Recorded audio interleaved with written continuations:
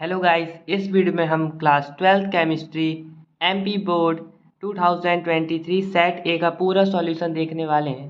पहले ना set set eight का सिस्टम नहीं होता था, तो सारे सेट को सेट ए माना जाता था, है ना। Set A B C D जैसे अभी आ गया है वैसा सिस्टम नहीं था, तो सारे सेट को मतलब एक ही पेपर बनता था और उस पेपर को सेट ए ही माना जाता था।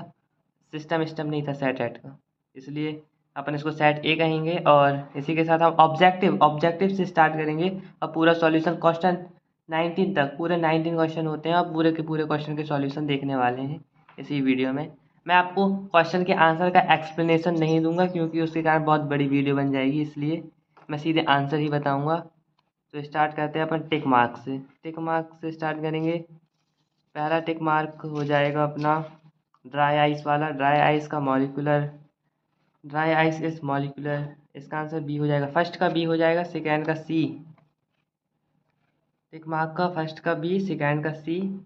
और थर्ड का solution act as protective colloids, ये हो गया इसका बी, और इसका भी बी, और इसका सी ओ एफ, और नायलॉन वाले का ए। ओके। और अपन देख लेते हैं सेवन्थ वाले का हो जाएगा ए। इसका भी है, इसका भी है। और फिर इसी के साथ अपन चलते हैं किसमें, फिल इन द ब्लैंक्स में। फिल इन द ब्लैंक्स का क्वेश्चन नंबर फर्स्ट का आंसर हो जाएगा फर्स्ट का आंसर हो जाएगा 7। Crystal system has crystal system are total 7 types. Okay, the rate of reaction is directly proportional to the concentration of the reactant. Okay, and third वाले का हो जाएगा opposite of peptidation. Conjugation is opposite of peptidation. And the formula of the phosphor क्या लिखा है, fluorspar is, तो इसका ये हो गया formula CaF2।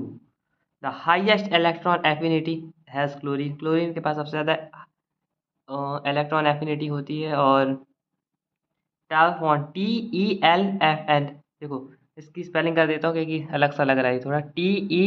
TeFLON is a polymer of tetrafluoroethylene. Okay, and ये फ्लोरो फ्लोरासिन यानी समझ में नहीं आ रहा होगा तो मैं आपको रीड करके दिखा दे रहा हूँ। FURA fura, CIN cin. Okay, and antiseptic drug. Furacin एक एंटीसेप्टिक ड्रग है। और मैच द फॉलोइंग बता दे रहा हूँ। Amorphous solids CaSiO3, xenon F4CO, और कोबाल्ट नहीं है शायद, ये रुक जाइए, हाँ नेचुरल रिगेंट।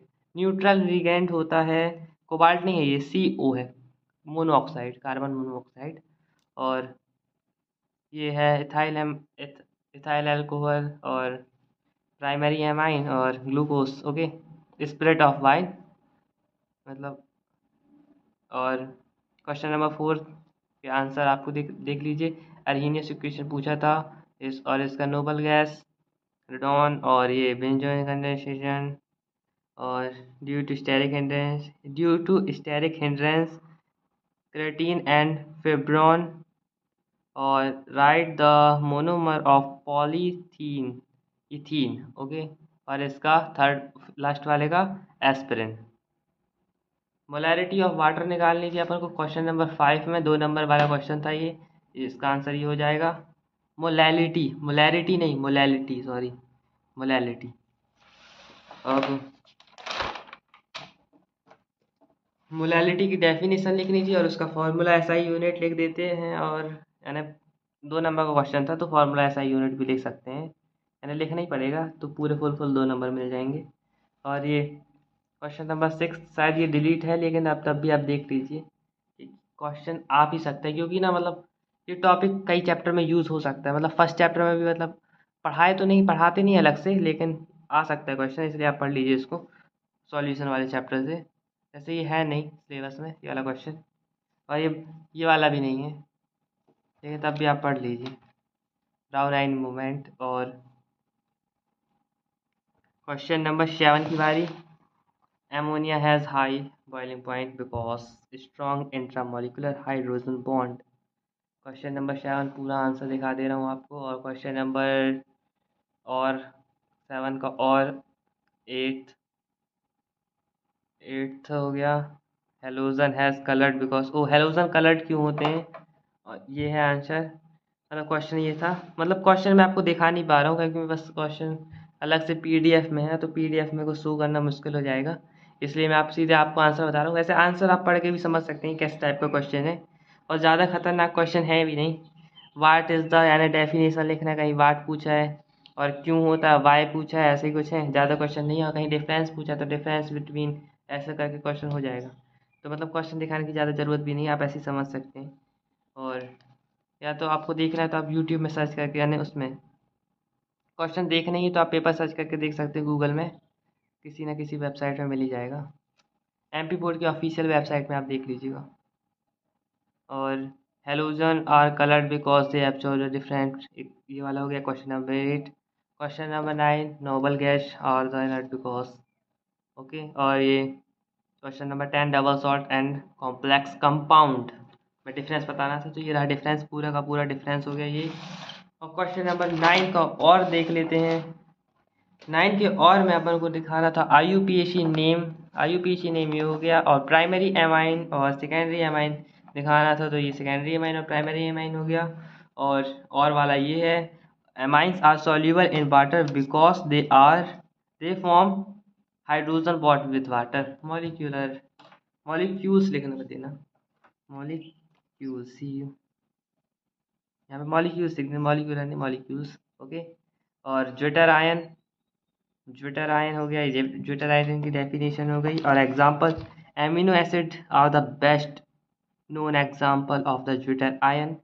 डीएनए आरएनए में डिफरेंस लिखना था, इसको आप देख लीजिए, 2 नंबर का क्वेश्चन था। इसका 11th का और वाले में डिफरेंस लिखना था डीएनए और आरएनए में, और 12th वाले में लिखना है अपन को 2 एंटीबायोटिक्स, तो 2 एंटीबायोटिक्स लिखने थे, एग्जाम्पल लिखने थे एंटीबायोटिक्स के, और वो कहाँ से मिलती हैं, मतलब एक्सट्रैक्ट कहाँ से की जाती हैं, तो वो लिखना था, तो अपन लिख दिया, देख लीजिए।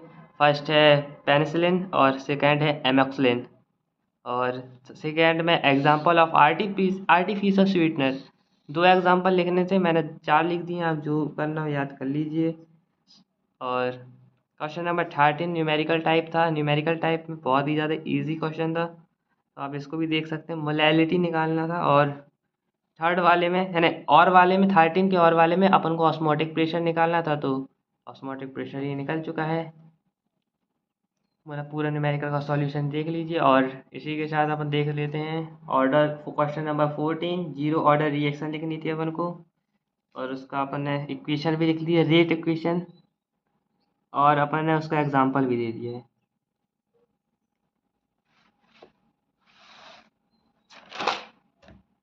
और सेकेंड वाले और वाले में लिखना था अपन को pseudo unimolecular, pseudo order reaction, okay.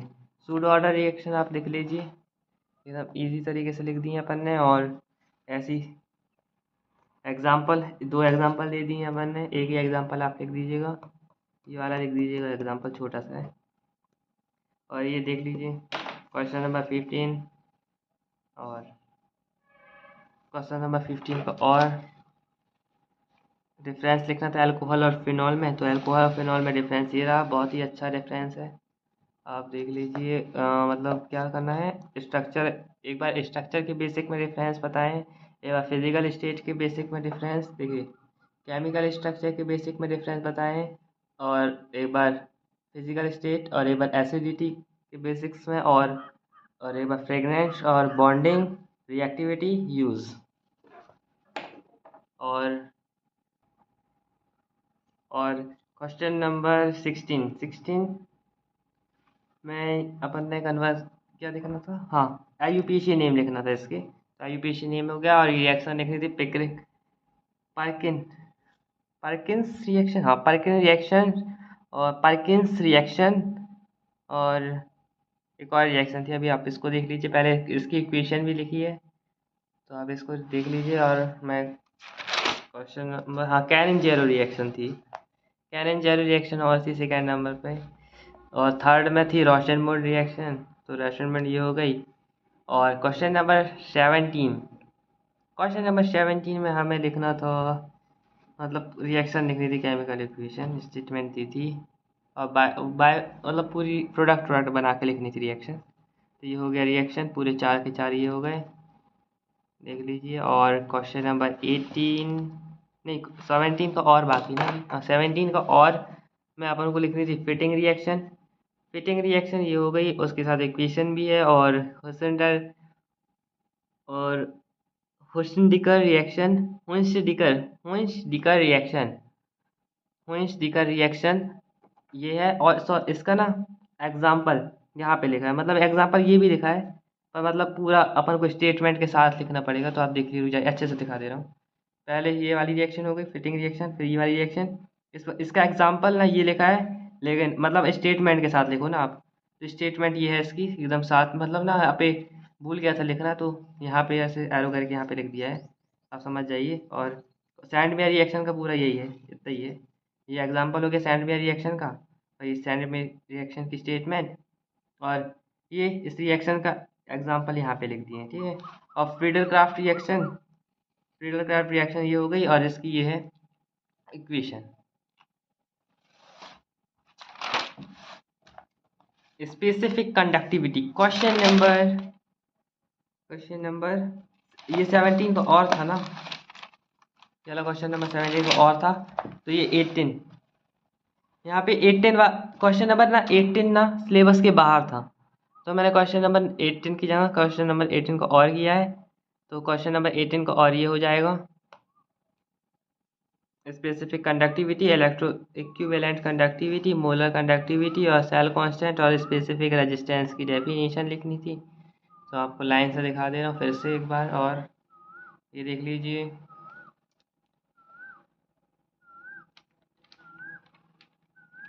और फिर क्वेश्चन नंबर 19 में अपन को लैंथेनाइड एंड एक्टिनॉइड्स को डिफरेंस बताना है। तो आपको डिफरेंस गूगल से सर्च करके लिख लीजिएगा, सीधे आप गूगल में सर्च करिएगा difference between lanthanoids and actinoids, और इमेज में जाके इमेज में जिसमें भी सबसे आपको छोटा लगे उसमें भी लिख सर्च करके यानी देख के लिख सकते हैं।